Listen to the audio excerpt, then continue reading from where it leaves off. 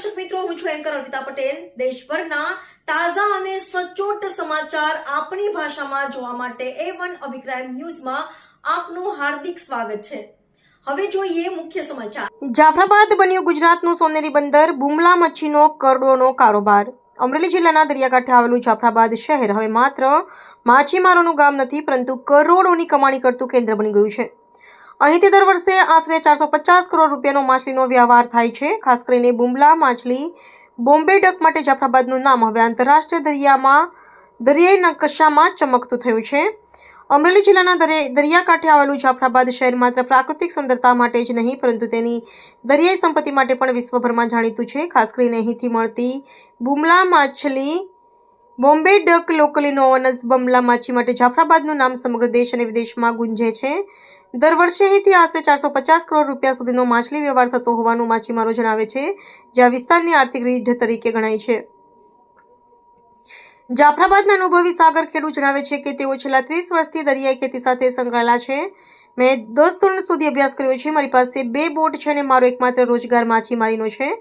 જાફરાબાદ બંદરે હાલમાં લગભગ 700 બોટો કાર્યરત છે અને 5000થી વધુ લોકો સીધા માછીમારીના વ્યવસાય સાથે જોડાયેલા છે।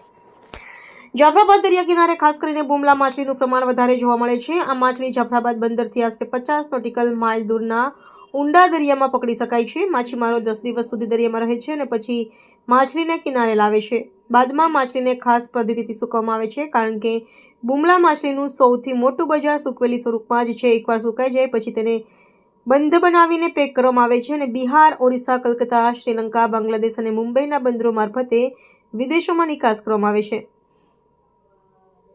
માછીમારીની સિઝન સામાન્ય રીતે 4 થી 6 મહિના સુધી ચાલે છે। ખાસ કરીને નવેમ્બરથી એપ્રિલ સુધી આ સિઝન ચાલે છે। આ સમય દરમિયાન દરિયાઈ હવામાન અનુકૂળ હોય છે, જે એક બોટ સરેરાશ 5 લાખથી 8 લાખ રૂપિયા સુધીનો માલ દરિયાથી લાવે છે। માછલીના ભાવમાં પણ ગુણવત્તા અને નિકાસ બજાર અનુસાર ભારે તફાવત હોય છે। 1 કિલોગ્રામ બુમલા માછલીનો ભાવ 500થી 4000 રૂપિયા સુધી પહોંચે છે।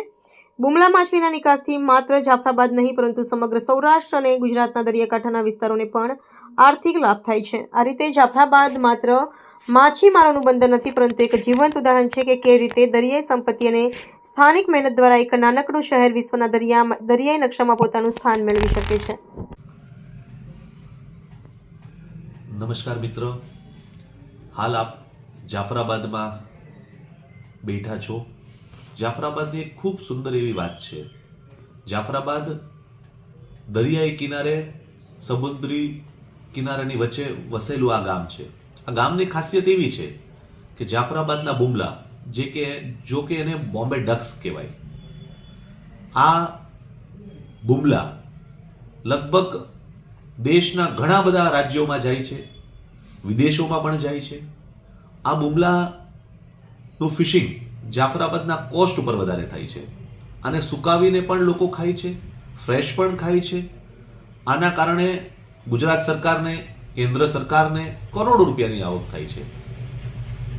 અમે સરકારમાં એવી પણ રજૂઆત કરી છે કે આટલું મોટો સૂકી મચ્છીનું, જેમ કે આ બોમ્બે ડક્સનું આટલું મોટું આ હબ હોય, તો શું કામ અહીંયા જેમ ખેડૂતો માટેનું માર્કેટિંગ યાર્ડ હોય, એવી રીતે માછીમારોનું પણ માર્કેટિંગ યાર્ડ બને। ઘણી વખતે આ બુમલાના જે ખરીદારો હોય છે એ બહારથી આવતા હોય, નાના મોટા માછીમારો પાસેથી આ બુમલાઓ ખરીદતા હોય, અને મને આપને કહેતા પણ થોડુંક એવું લાગશે, વિચારશો કે એક ગાડીની કિંમત 35 થી 40 લાખ રૂપિયાની હોય છે, એટલે ખૂબ કિંમતી પણ આ છે। પણ આની ખાસ પ્રકૃતિ એવી છે કે બુમલા ક્યાં વધારે થાય? આપણો આ દરિયાઈ કિનારો ડોળો છે। ડોળો હોય એના કારણે બુમલાનું પેદાવાર વધારે થાય, એનું પ્રોડક્શન વધારે થાય, ખૂબ થાય। ચોખ્ખા અને છીછરા પાણીમાં આ બુમલાનું ઓછું પ્રોડક્શન થાય છે। એટલે આપણે જાફરાબાદ, રાજપરા, નવા